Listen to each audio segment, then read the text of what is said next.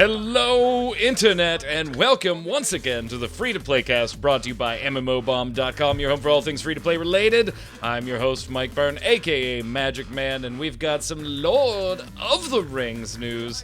Actually, pretty excited for that, and I don't know if I should be. We'll let some of our co-hosts maybe temper my excitement on that one. Then we've got some maybe minor victories in the loot box fiascos going on worldwide for companies like EA. We'll discuss that. And, of course, new studios breaking out this past week and a half. But we have no idea what the hell they're doing. So joining me to talk about all of it, Mr. Jason Winter, how are you, sir? I'm doing mostly all right, but if you see me going like this or something every now and then, I'm not having a seizure. We just have this fly that's been buzzing around the room like for the last week and a half. That's the worst. The absolute worst. I've been trying to kill him multiple times, but he's just too quick. Too quick. He's a spry little guy. That's my ninja skills. Also on the line, Ms. Quinlan Bowers. What's up, Q? Speaking of random things in your house, the cat started going ape shit last night. And I, have my phone, so I turn on the flashlight and look. The little witch has a mouse. Oh my! And then she drops it, and it runs away. And so she catches it again, and she drops it again, and it runs away. And finally, I'm like, okay, and I get up and I get a box to try to catch it, and I ended up just holding her back so it could really run away. So I was afraid, I'm just afraid it might have rabies or something, and I'm like, shit. Was bringing mommy a gift. Oh. No, I don't need that, man. I told my roommate last night, I know what's going to happen. I'm going to wake up and there's going to be a dead mouse in my bed. Yep, that's exactly what's going to happen. So no show last week. For those of you in the United States, we hope you had a happy and safe 4th of July holiday. Obviously, that's why there was no show. But we've got some good news to cover today, so let's get to it. First up, holy balls, that was loud. First up today, I don't know if I should be excited about this, but I kind of am. So we talked months and months and months ago. When was that? It was like 2018 sometime. Yeah, like September, October, something like that. Yeah, it was late last year. We talked about Leyou Technologies. More directly, we talked about Athlon Games, who Leyou Technology owns, and formed to work on what they called at the time a free-to-play MMO based on The Lord of the Rings. And that was literally all we had. That they were working on an MMO, it was going to be free, and it was based on Lord of the Rings. That was it. Jason, when that initial announcement came out, you were pretty happy about that. Like not like, hey, this is going to be the best thing ever, but it was nice to see one of your beloved older games kind of get the 2018, 2019 treatment now, maybe in an enhanced engine and with some more modern conveniences than LOTR has. You were pretty stoked about that announcement. Yeah, and especially because I thought it was going to be something different than the typical MMORPG. Of course, I call it the ever-popular grabber stabber, right? Like the looter shooter, right? I thought it might be. I thought that would be a good way to go because we already had the full-on MMORPG, and frankly, nobody makes those anymore, to be honest. So I thought that's what it's going to be. It's going to be more like a Destiny or Warframe or something like that, where it's more of a co-op loot accumulation game. Go out and kill stuff.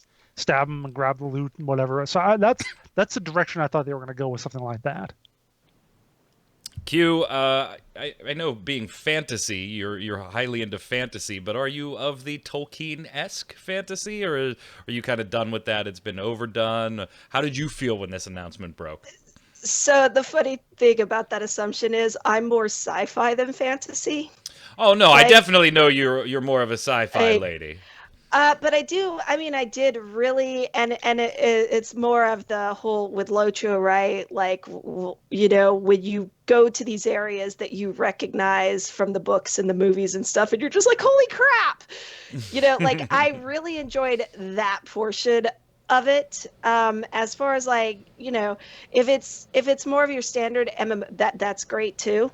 I'm totally cool because, like Jason was saying, we do kind of have this thing now that's kind of like the more drop you somewhere and you do some stuff and whatever, but less of the actual exploring stuff that and that I enjoyed about MMOs. So if they do that and it still has that whole feel of, oh, I remember this place from this thing, and that to me is the most fun about it. Otherwise, I might not care as much. Fair enough. There is that when you're dealing with an IP like LOTR or Lord of the Rings, Jason, there is always that if you get something right, then it's very, very cool. If you don't, then people are vastly disappointed. There's like no middle ground when you deal with something like Final Fantasy fans, right? On Final Fantasy 14, there's established lore and characters and races and stuff that have appeared in various games. But because there isn't that one line stream of story going through all the Final Fantasy games, they do have a bit of flexibility, right? They can introduce a race and have it be slightly different than a previous iteration of it, or have it be exactly like what you expected, and you have that middle ground of, I kind of like that one better, but I'm okay with this one. It's like, when you walk through the gates of Rohan, you already have what that looks like in here. And if it doesn't look like what it looks like in here, it's a disappointment. So it is risky when you deal with something this, ingrained in the pop culture and the zeitgeist, if you will. Ha ha! Yes. Mike breaking out the dictionary. Breaking out the dime words. Oxford Dictionary on the streets, Urban Dictionary in the sheets. But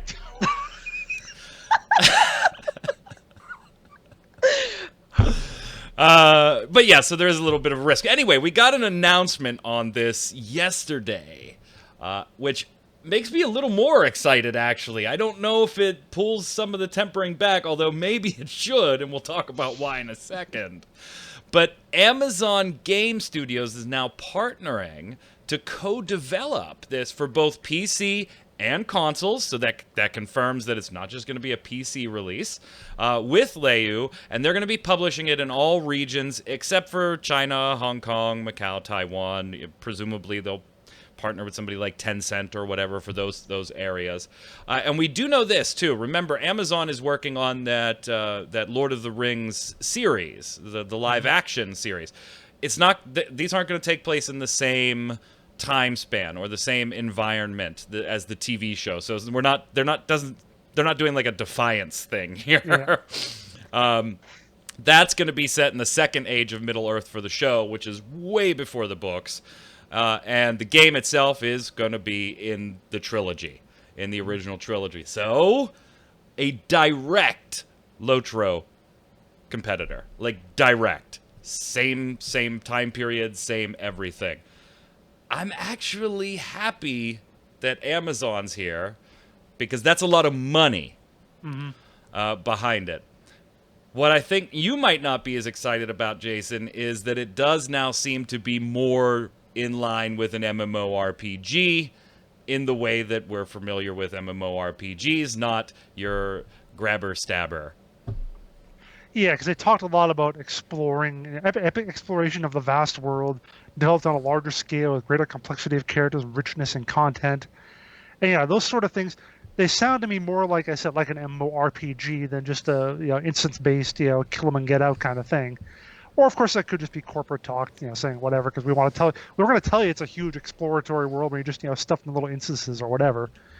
But yeah, in terms of it being a direct competitor for Lord of the Rings Online, now when the news first broke, I wasn't like, oh yeah, I think LOTR can coexist with a similar type game set in the same universe but with a different kind of focus of gameplay.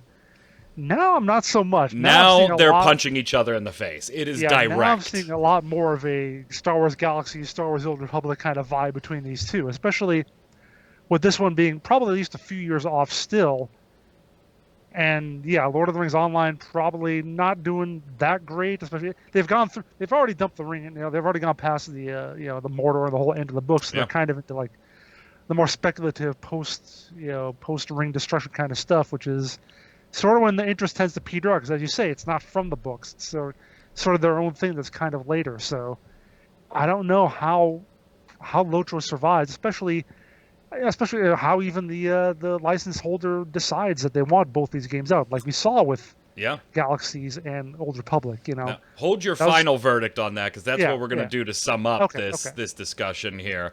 But Q, I want to get your take on a little bit of a different side of this. Amazon obviously brings big money to the table. There's a lot of names within Amazon Game Studio we know. John Smedley from the old SOE Daybreak days. Guild Wars 2 game director Colin Johansson is over there. Is it Johansson or Johansson? Johansson. Johansson. And we don't know what games they're specifically working on, those two individuals. I mean, we do know that Amazon had Breakaway, which got canceled. New World, which is moving forward in various alpha stages and testing stages. Crucible, which we really haven't seen a whole lot on since it was initially announced. But we don't know if Smedley's working on one of those three, if they're going to be part of this. We don't know. There's experience there. There's money there. But there isn't a track record there yet. Does that concern you? Yeah, when I was looking at the names, and again, I've said this about Smedley several times, right? The dude, totally means well, but it doesn't always go the way he wants.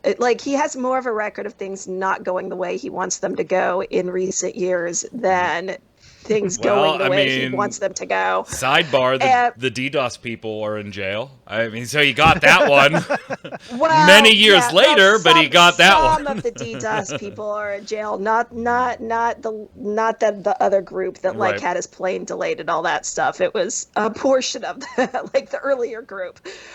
But with the games themselves, like I said, I always feel like he has these really great ideas, and he totally means well. And I never, think that there's any, corporate malice or anything like that on Smedley's part. I just feel like that his intentions in what a game should be and what they actually end up producing are often very disparate. So He's like a slightly better controlled version of Sean Murray, the guy who did No Man's Sky. or The Sims. Will Wright? Yeah, Will Wright. Yeah, because a lot of his stuff has been, you don't even hear about him anymore because it got so, but yeah, it is just like that. I know he has these great intentions for games, and I would love to see a lot of them pan out. I just don't expect it. Jason, what is the status of the license for LOTR? Because I remember back in 2017, we did, there was a video, or in 2016, there was a video release that then, disappeared, talking about the license, and it was going to be extended beyond 2017, and that was no problem. Obviously, we're in 2019, and the game LOTR is still active and able to be played and being updated and everything, but do we really know or have any idea, did they get an extension? It seems like they did. Was it 5 years? Was it 3 years? Was it 10 years? Do we know? Yeah, well, like you said, obviously they extended it past 2017. I think they actually did put out a statement confirming that, but rather wisely, they're not saying how long it's for. So that's probably because they know how that went last time. So I think that's the point. I don't think we know how long the extension is for, whether it was a multi-year thing, whether it's a kind of a year-by-year thing. Especially now they've got this out, you'd think that they need to answer that. Yeah.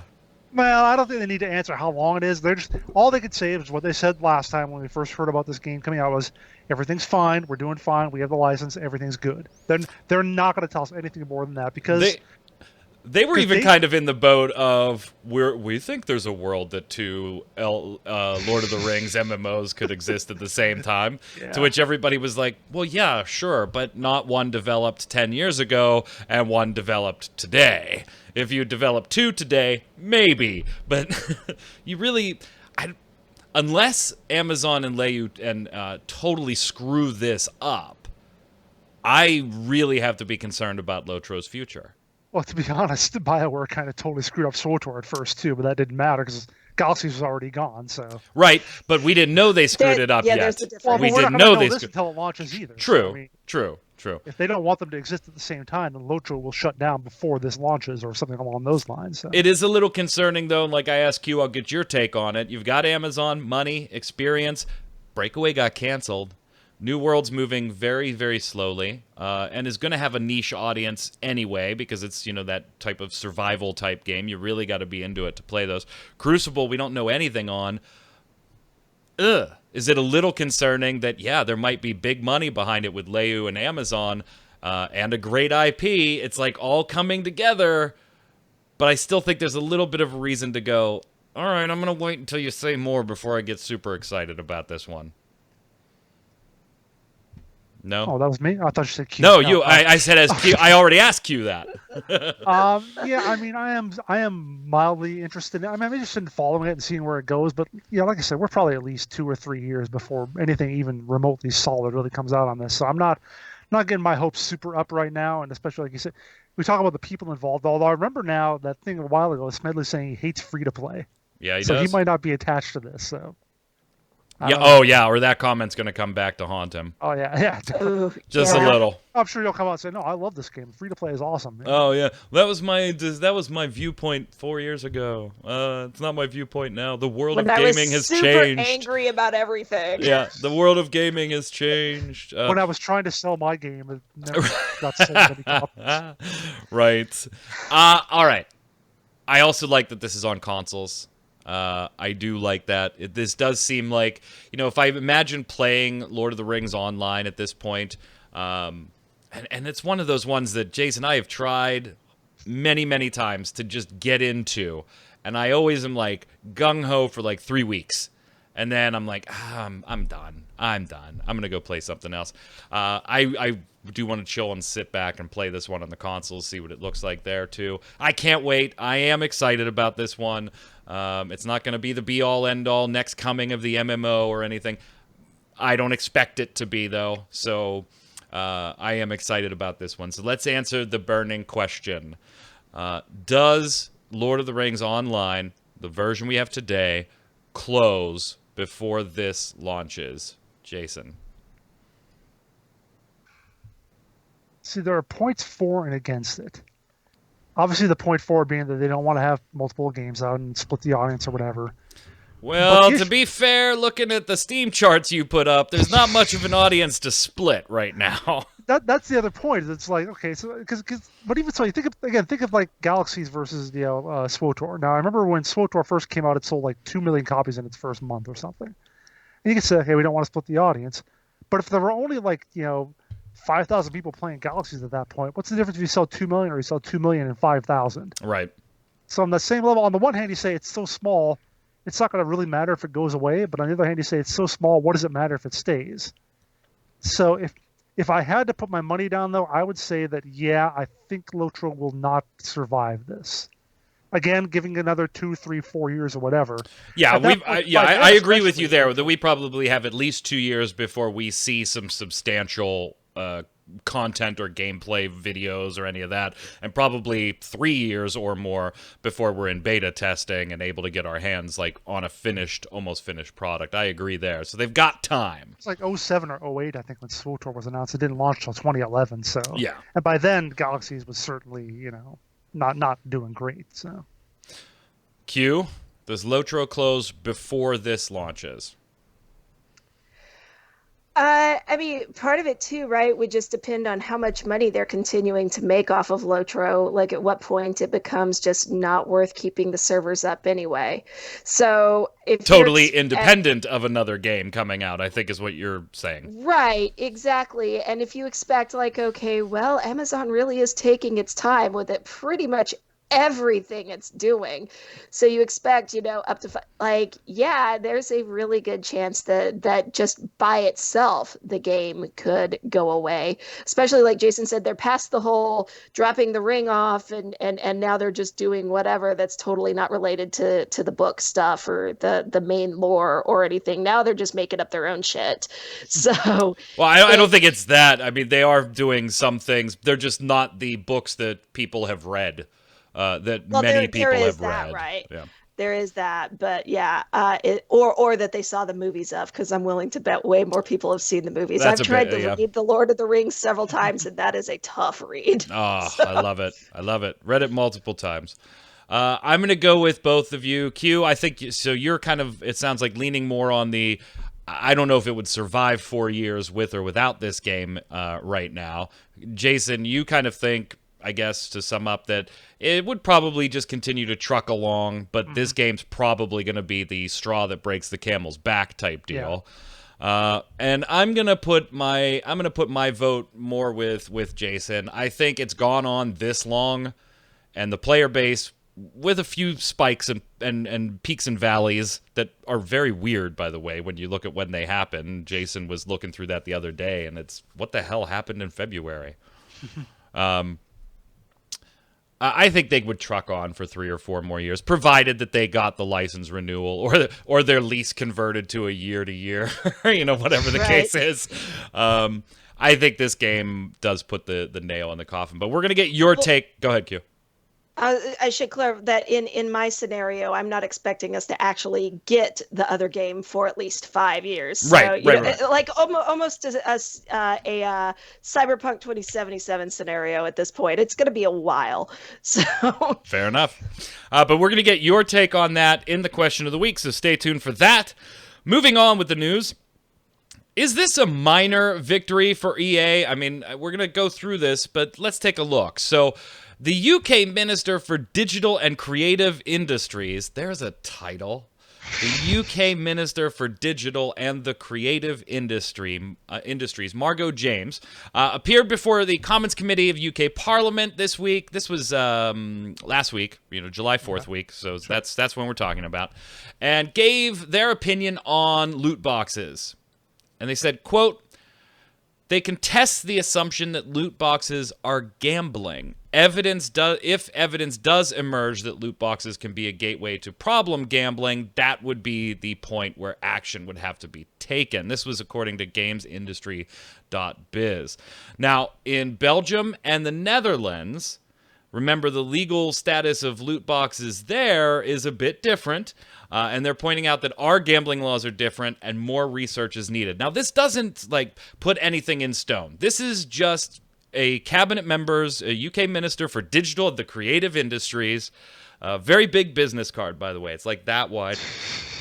This is just their statement to the Commons Committee of the UK Parliament. So it's not legislation or anything. But it does happen to be somebody whose title carries a lot of weight in this particular arena of discussion, saying, we don't think they're gambling. But if we saw evidence that they could lead to problem gambling, maybe we'd have to do something. Minor win for EA, contesting things like Belgium's definition of loot boxes as gambling, Jason? Well, of course, whatever Belgium defines as loot boxes has no bearing on what the UK thinks. Correct. So it's not, and they acknowledge that their laws are different. Yeah, so I don't know if it's so much a win as it is kind of similar to what happened with the US. Remember a few months ago we talked about the FCC. I said thinking they were going to investigate loot boxes and find out if they were a thing. So the fact that that the UK hasn't just come down with a ban hammer like Belgium or Netherlands did, I guess is kind of good for them, but I wouldn't call it a victory yet. I would just call it a chance to achieve victory. Like the armies haven't ransacked your city, but they're lining up, so you can line up yours now and start go with the fight if you need to. That's how I would put it. Yeah, and along those lines, Margot James did not let game companies off the hook here either, saying that they have a duty of care even with or without regulation that they should take seriously, and there are a variety of ways that they could introduce support for their user base on these fronts. So kind of, you could maybe even view it as a little bit of fence sitting, right, Q? It's kind of, hey, these are a lot of big companies. I don't think they're gambling, but hey, these big companies, you have a responsibility too, and I'm going to fence sit with the caveat of, I think there should be more research into this, more consideration into this, and then maybe at that point start introducing legislation if it needs to be. Is that your read on it? The second part almost feels a bit like a setup to me of, okay, you guys, the game companies really need to start getting your shit straight on this. Otherwise, you're going to force us to come in and do something, which is what originally happened with them creating the ESRB and everything, right? We've already gone through that here in the States, right? That same type of scenario. So it feels kind of like the same thing where she's just going, all right, so no, well, it may not be actual, and gambling is a weird thing, right? Like we all have this very definite idea of what we think of as gambling. And even, like there's gambling type aspects, but even I'm kind of like, I don't really think that loot boxes are necessarily gambling. However, I don't think it's something that you should be putting in front of children necessarily because it could give them the tendency to, it could, acclimate them to gambling related ideas, more or less, but it's just this with like they're saying, the duty of care and everything like that. They're basically saying you guys need to figure out how to handle this for your customers, or we're going to handle it for you. Is pretty much what it feels like. Sound about right, Jason? Self-regulate or be regulated. Yeah, I mean, I don't even know so much about that. I feel more like it is. I've taken it more on its face that, yeah, we're going to look into this and we'll take action if we need to. Like, I don't know if there necessarily was a call to them to, I think you'd have the more direct call for companies to mind their own house. Like she didn't say anything like that during their talks. So I think she really is just saying, we're going to look into it more. And, if some of the companies want to present their point of view, I guess they're free to, but I don't necessarily know about it being on that front. Yeah, but don't you think it's a bit weird then to come out and say, no, I don't think these are gambling? But we're going to look into it. Yeah, that's what I mean. I maybe it'll probably go to that direction. I mean, shouldn't it have been more of a, we're not ready to make a determination on that yet. We're looking into it. But she doesn't actually say, no, I don't think this is gambling. She says, I contest the assumption that it's gambling, like, sure. Which is a much broader... How scientific method of her, huh? Right. I contest the assumption that it's gambling. She's not literally saying, no, I really don't think it's gambling. She just contests the assumption that it is. So it puts her on this nice little, and then, but we're going to investigate it. So, I mean, it's all like political speak, right? Like there's always something in there like where they're not being 100% exact on what they're saying 99% of the time. She said that there was an ongoing dialogue between her department and the Gambling Commission, so they're at least acknowledging there's something between them. All right. Let's finish up today with a few new studios that just kind of popped into existence. And we don't really know what the hell they're doing yet. Let's start with let's call this the good news out of the two. Hi-Res Studios has opened up a new UK-based studio called Redbeard Games. Now, this isn't all that surprising for Hi-Res, Q, right? They've kind of done this over the last 2 years, started to segregate things into little micro studios, if you will. Yeah, I mean, there's Titan Forge, which is where Smite, they handle everything Smite now. There's Heroic Leap, which I believe is Paladins. There's I can't remember the one for Realm Royale. And then they have Alacrity Art House, which is literally an art house if you want art done and you for your game or whatever you're doing in Atlanta, that's the place to go. And they have Skillshot, which handles all of the esports streaming, multimedia. Hold on. Realm Royale is Heroic Leap. Okay. Paladins is Evil Mojo. That's it. I knew I was missing one, but a lot of the times when I have to go back and look because there's too damn many. That's the thing. It's like I don't even know this crap. It's all high res. It's high res. It's all high res. It's all high res.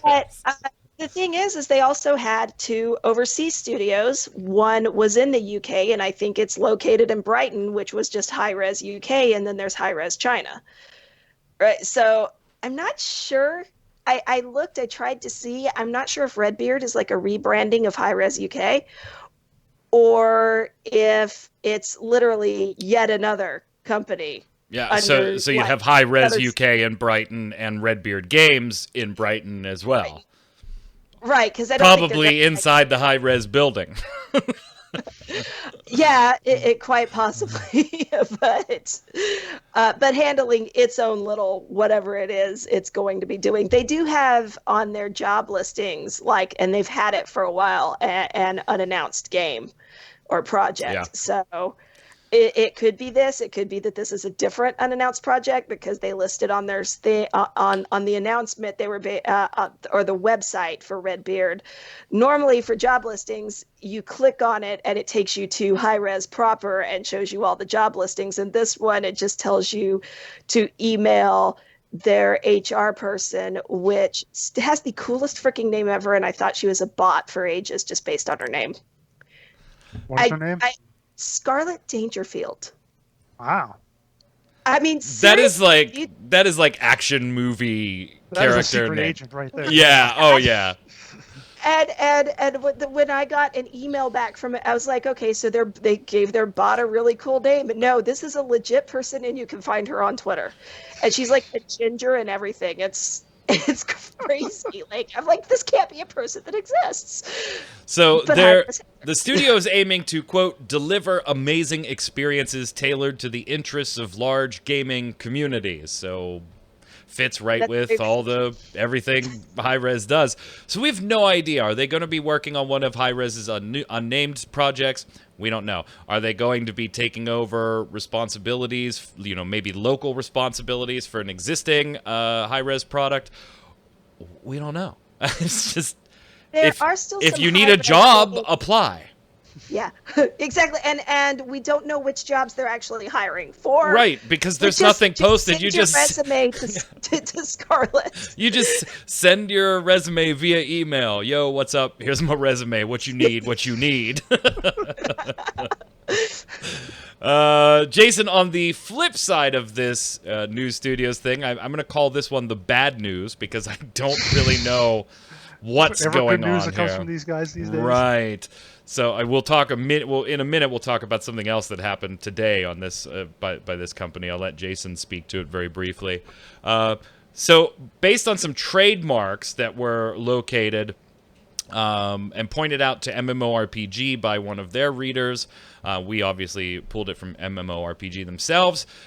Daybreak Games seems to have created 2 game studios themselves.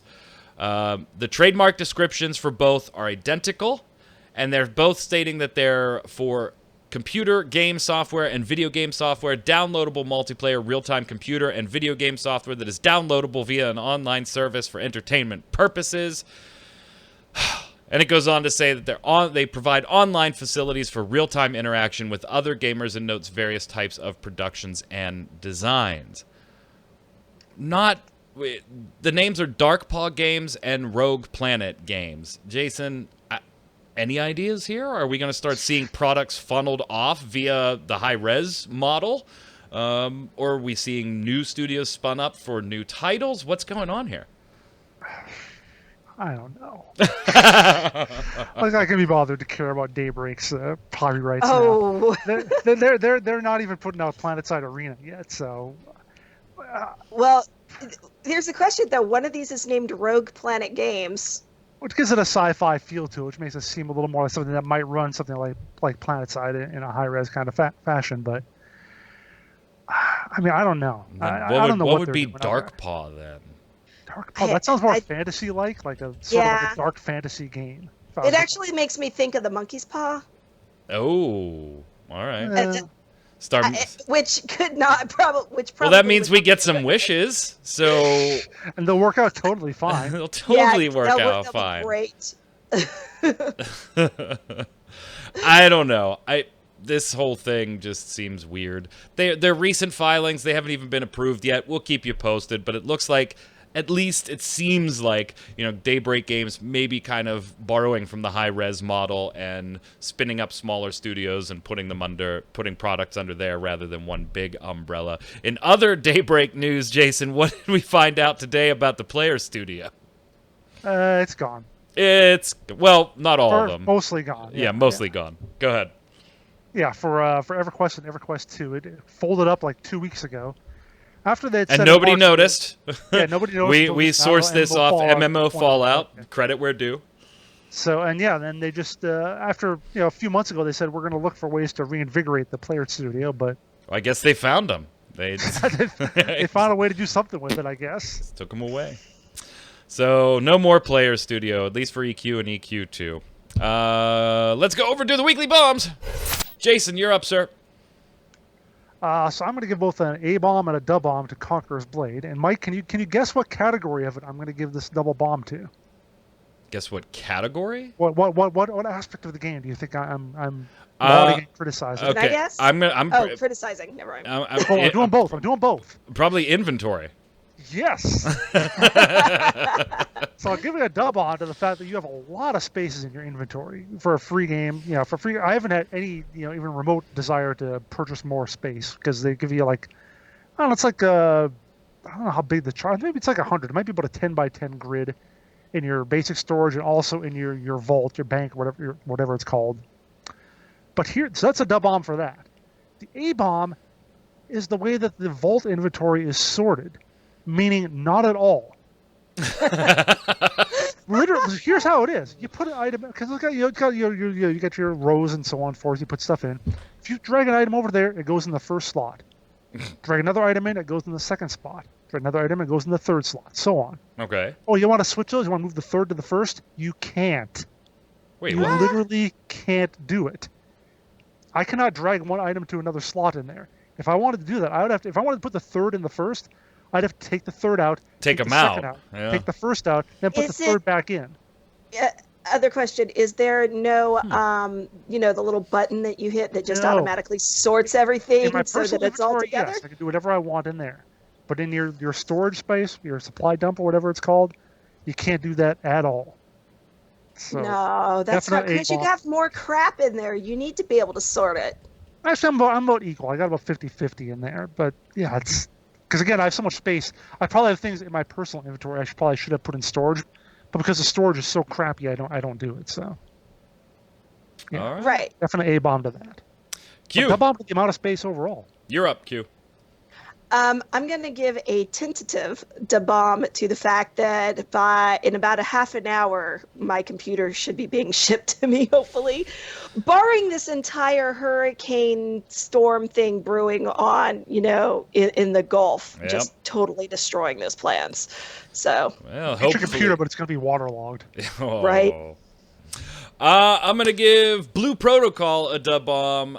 It's one that I watched a little bit, and actually I was kind of amazed. Like, when I came back from being out for a week and saw an article, I was like, why the hell did they write that up? Because I had heard about it maybe a week or two prior. And I was like, why the hell did they write that up? There's no way that's going to be free to play. I didn't send it for assignment the previous week. But Jason, it seems like you kind of got maybe an idea that this could be free to play, right? Yeah, based on who's making it. It's Right. Bandai Namco, right? So, Right.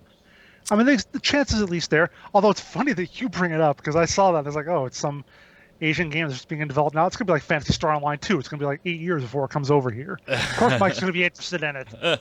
I really like the way the game looks. I mean, that's really all we know. And generally, what's funny is I'm not really into all that much anime myself.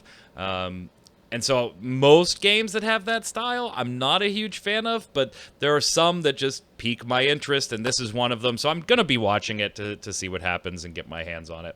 Also, Mike, it was the 4th of July weekend. We needed some news. Did you? Okay, yeah, I understand. Elusive X Treasure says, on the whole Rift/Gamigo thing, I wholeheartedly agree both that they bought Tryon for Trove and that Rift will be the next to go. I would be surprised if it lasted the year. I think you should be okay there. Do any of us think it doesn't make it through the year? I think I gave it a 1 year from now Yeah. date, like Yeah. middle part of next year. I could see it being gone, but yeah. I mean, you could be right. I mean, they kind of... like 1 year from now or 1 year from when they originally. 1 year from now, or from 2 weeks ago, whatever. Yeah. Well, So, like, Elusive X Treasure says, I would be surprised if it lasted the year. yeah, she thinks within the next 6 months. Right. But In fact, I've been saying both of those things for quite some time, and now Elusive's going to make her case, Jason, to change your mind. Here you go. Though I haven't played since shortly after the sale, I've been watching both the forums and the fan sites. Here's the supporting evidence. The forums have had consistent complaints of tickets going unanswered, server instability, decrease in population, and of course, lack of communication, something we've covered on this show. Of the remaining Tryon games, only Rift no longer has live streams. Of the 2 fan sites I frequent, one has posted nothing since April, and even before that had taken up following Torchlight Frontiers. Much of what was in that letter was in a previous post, the letter we detailed on a previous show, and one item was on the list twice. My theory? That letter was an attempt at keeping those still playing complacent. Look, I don't want Rift to shut down. I love the game. I want better for it. But the writing is on the wall. All extremely valid points, I think, Jason. And ones that not being, day-to-day Rift players, some of those we would likely never have noticed. I actually just looked up Rift on Steam charts as well, like I did for LOTR. And they've been pretty constant ever since the sale. Since about a year ago, it's been pretty constant. Like that's even before the sale, even though it was down some before that. But Good, Jason. Take the next one. Pinamusta says, would recommend getting 1 month sub to SWTOR. You get all the story DLC forever, which were, in my opinion, quite good. Especially the Sith Lord Warrior is quite cool storyline, quite good value for the money. That's what I've always heard about. Or SWTOR. you could just ascribe to our philosophy. If you want to play SWTOR, sub. That's exactly what I'm saying. Yeah, sub for a while. As long as you want to play it, Blitz, do whatever you want, and then just leave until you want to sub again. So, Q, go ahead. Killer Hunnet, Rift free-to-play was actually fair for the first 1.5 years approximately instead of 6 months. I was thinking that when you said it the last time, but my sense of time is just so... Yeah, I said like 6 to 8 months. You could have just as easily been right. I said 6 to 8 months, and Jason was surprised it was that long, and I was giving them credit, but apparently I didn't give them enough credit. So, Killer, thank you for pointing it out. Yeah, I mean, I think you streamed like that first expansion that came out when you were still happy with the game. Remember, you did a live or bomb live. I think? Nightmare Tide, yeah. That was about a year and a half, 2 years after. So yeah. Well, then I had a boycott there too, though. Yeah, I know. That's when you got on. But it wasn't with Rift that I was unhappy. It was with Tryon, and so I boycotted all their products.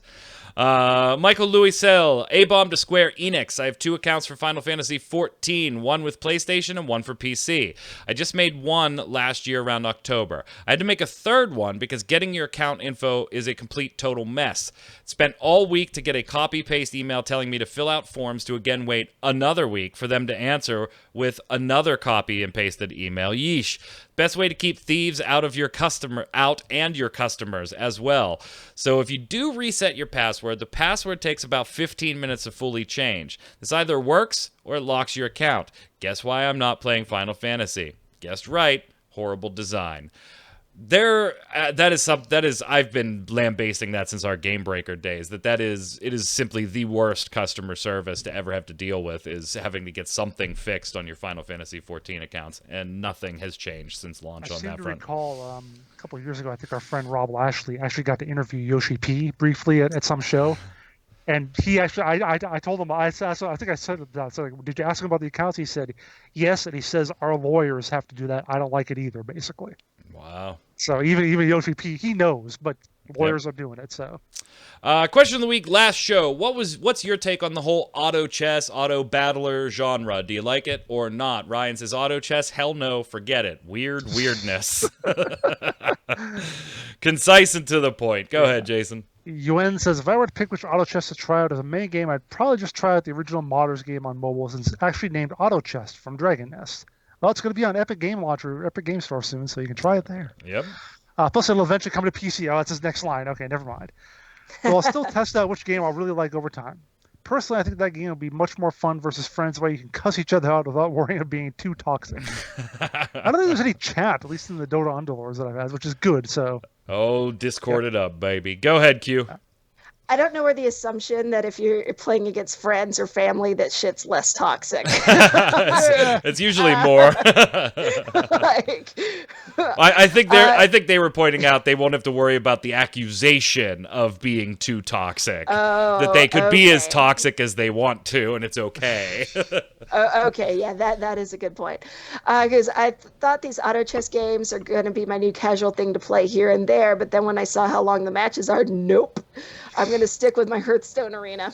They are a bit long, which I brought up as being, I don't know if I'd play this on mobile.